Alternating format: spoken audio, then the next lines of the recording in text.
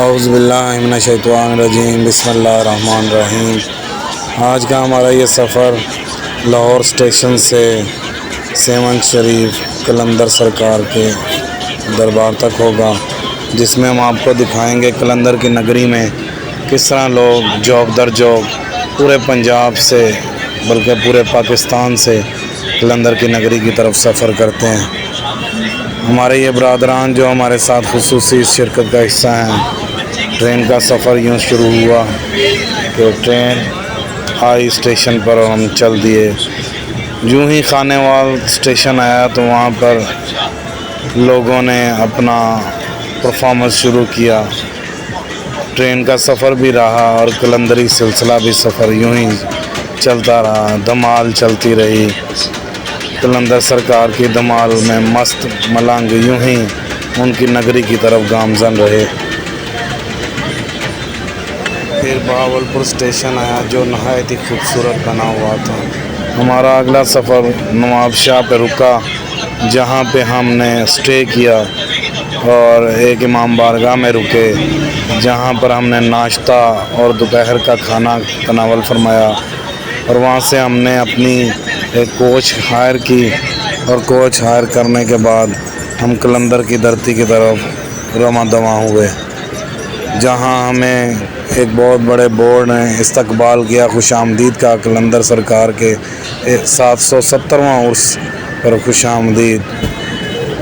بسوں سے ہم نے اپنا کھانے پینے کا سامان اتارا، جس میں پانی، بوٹلز، لنگر کا تمام سامان جو نواب شاہ سے خریدا گیا تھا قلندر سائیں کے دربار پہ لے گئے، اور جہاں تمام مومنین کو ان چیزوں سے نوازا گیا۔ ہمارے بھائی نثار،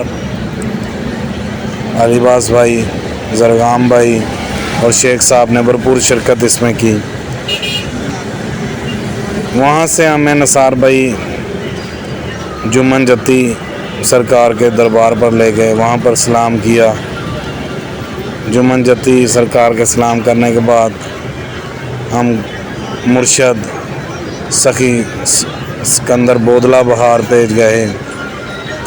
بودلہ بہار جو ہیں یہ قلندر پاک کے بہت قریب رہتے تھے اور ان کے مرید خاص تھے۔ مرید خاص ہونے کی وجہ سے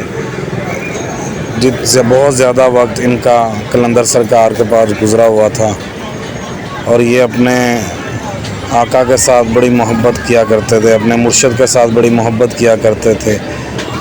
اس محبت کا بدلے میں وہاں کے ظالم حکمران نے آپ کو شہید کر دیا، آپ کے ٹکڑے کر دیے، ٹکڑے ذبح کر کے بازار میں آپ کے ٹکڑوں کو بیچ دیا، جہاں لوگوں وہ ٹکڑوں کو کھا کر اپنے اپنے گھروں کو چلے گئے تھے۔ پر سرکار نے جب حکم دیا کہ میرا بودلہ کہاں ہے، تو آپ نے آواز دی، بودلہ جب تیسری آواز دی تو آپ ٹکڑوں کی مانند آپ سرکار کے آگے ایک جسم کی صورت میں کھڑے ہو گئے۔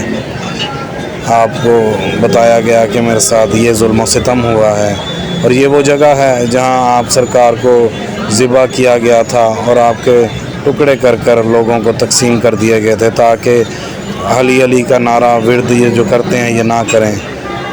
سرکار کو جلال آیا قلندر سرکار کو، تو آپ نے اس ظالم حکمران کا وہ قلعہ ہی غرق کر دیا جس میں وہ خاندان آباد تھا۔ یہ وہ جگہ ہے جہاں وہ لوگ آباد تھے۔ آپ نے اپنا کاسا ہی الٹایا تو وہ پورا شہر ہی زمین بوس ہو گیا، اور یہ آج بھی ہم سب کے لیے فقیر کے لیے ہمیں یاد دلاتا ہے کہ آپ کے کتنے معجزات تھے، اور آپ کس مرتبے پر فائز تھے کہ مالک نے آپ کو کیا مقام و مرتبہ دیا تھا۔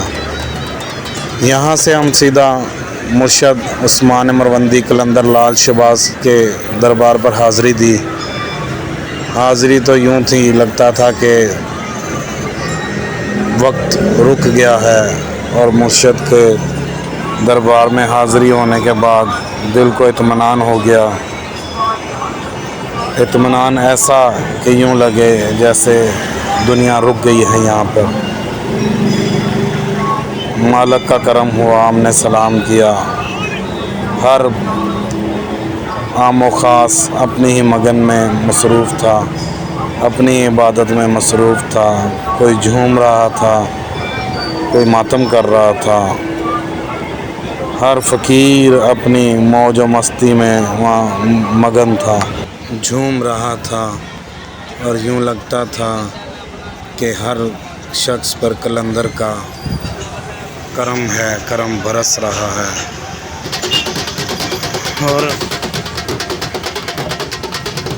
ہر عقیدت مند اپنا نذرانہ پیش کرنے کے لیے قلندر سرکار کے دربار پر آتا تھا، اپنا گریٹ پرفارمنس دے کر، خراج عقیدت پیش کر وہ ثابت کرتا تھا کہ ہم قلندر کے ملنگ ہیں، قلندر کے دیدار کے لیے آئے ہیں، قلندر سے فیض حاصل کرنے کے لیے آئے ہیں، اور ہر مراد اپنی مراد پوری کر کر جاتے تھے۔